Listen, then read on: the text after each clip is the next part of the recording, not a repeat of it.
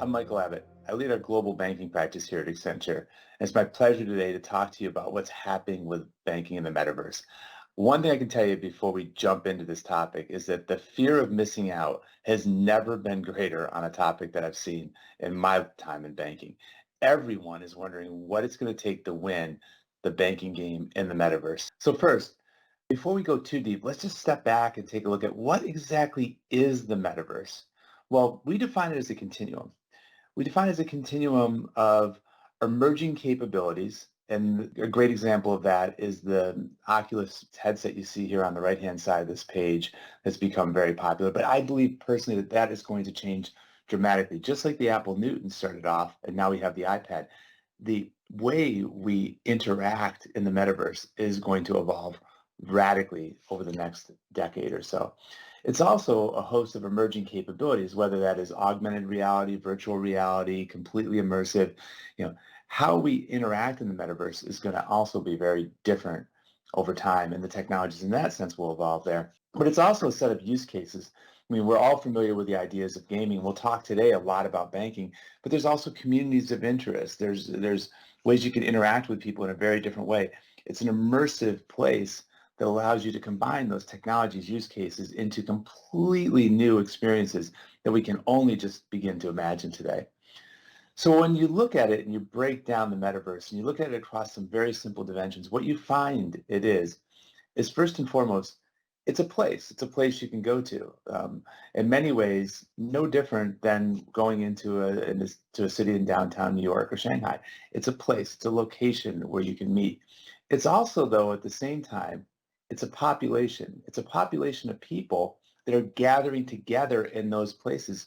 So what makes the metaverse powerful is not simply scrolling down through something that's static, but the ability to interact with other people. And then you take that to the next logical level. And just like in the real world, you can have property. In the metaverse, you can also buy property. Some of that may be on closed environments where you can only buy property on those sites and they're controlled by central authorities. Others may be open properties where they can be bought, sold across any different property that are out there. And that'll be a big determining factor. And that's the last piece, which is really probably the most important part that's going to come down to banking, which is the portability. Because as those assets are able to move from property to property, the portability of those assets is critical. And the question is going to become, who is going to lead the portability of those assets, holding on to them? Who's going to be the custodian of the assets in the future, and who is going to provide portability? That is what banks have done for decades, for centuries, frankly, for consumers and commercial entities around payments and fiat currency. The difference now is fiat currency is becoming NFTs, it's becoming cryptocurrency, and all the other things that we can hold, even central bank digital currencies. All of that needs to be brought together into a new experience. So let's just step back and say, how may this continuum evolve in banking over time? Well, first and foremost, it's going to be a lot like what we see today, right? If you think about it, 20 years ago, we were banking online. You know, a decade or so ago, we really started to get into mobile apps and mobile banking on a mobile app. What we're going to see with the metaverse is a continuation of that. You can imagine now that you can sit down in 3D and look at your account in 3D, almost like a minority report, where you can move information back and forth. You can interact in ways. You can have multiple screens, become incredibly immersive. And that technology is not just being used to enable things like online banking and mobile banking. It's also being used to help educate employees, to help them learn how to interact with customers in a better way. The opportunity here just to simply enable what we've already done, frankly, in a 2D screen in a 3D world is going to change the game without a doubt. But that's not the promise of the metaverse in banking. The opportunity here is to put humanity back into banking. I would argue that we've created digital experiences that are functionally correct, but emotionally devoid. And the opportunity to put humanity back into banking, to have a conversation again with our customers, even if it's in an avatar, could be a game changer. Just imagine if you're doing wealth management, you have the opportunity now to sit down with your customer virtually in virtual reality at their kitchen table and have a conversation with them using that 3D app we just talked about. up on the side to explain to them how they might save for that house, how they might save for that future, how they could save for their college education. That's the power. It's the power of putting humanity back into digital experiences. It also is a chance to reinvent banking around digital payments.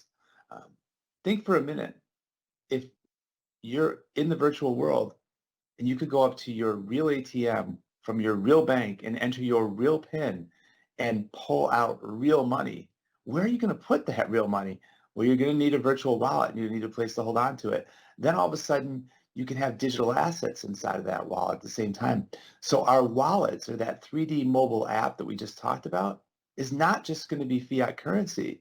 It should be able to hold all your digital assets, your NFTs, your cryptocurrencies, your central bank digital currencies, your fiat currencies, and you should be able to move them back and forth between both the virtual and the real world. And that's what gives you the opportunity to reimagine them completely, not just reinvent, but reimagine what this could look like, including lending in the metaverse, lending to land, digital asset servicing on top of that, on top of the custodian servicings.